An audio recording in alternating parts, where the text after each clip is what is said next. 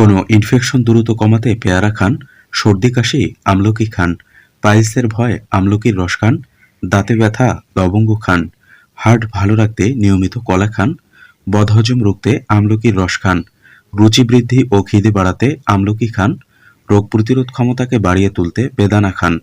পালং শাকে থাকা আয়রন পটাশিয়াম শরীরে শক্তির মাত্রা বাড়িয়ে দেয়।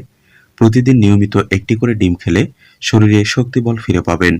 কুমড়ার বীজ পুরুষদের উর্বরতা বাড়াতে সাহায্য করে। কলায় থাকা পটাশিয়াম রক্তচাপ নিয়ন্ত্রণে রাখে। সর্দি কাশি বা ঠান্ডা লাগলে একটি অথবা দুটি লবঙ্গ চিবিয়ে খান, ঠান্ডা লাগা অনেকটা কমে যাবে। প্রচণ্ড স্ট্রেস কমাতে সাহায্য করে লবঙ্গ। লবঙ্গ ইনসুলিন তৈরি করতে সাহায্য করে এবং ব্লাড সুগারের মাত্রাকে নিয়ন্ত্রণে রাখে। শরীরে অপ্রয়োজনীয় ফ্যাট ঝরাতে সাহায্য করে আমলকি। আমলকি চুলের গোড়া মজবুত করে, চুলের খুশকির সমস্যা দূর করে ও পাকা চুল প্রতিরোধ করে। দইতে থাকা শর্করা শরীরে শক্তি সরবরাহ করতে পারে। কফ, বমি, অনিদ্রা, ব্যথা বেদনায় আমলকি অনেক উপকারী।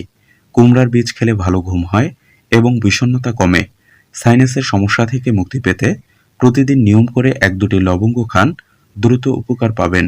ভারী পেটে কলা খাবেন না, খাবার খাওয়ার ১ থেকে ১.৫ ঘন্টা আগে কলা খান।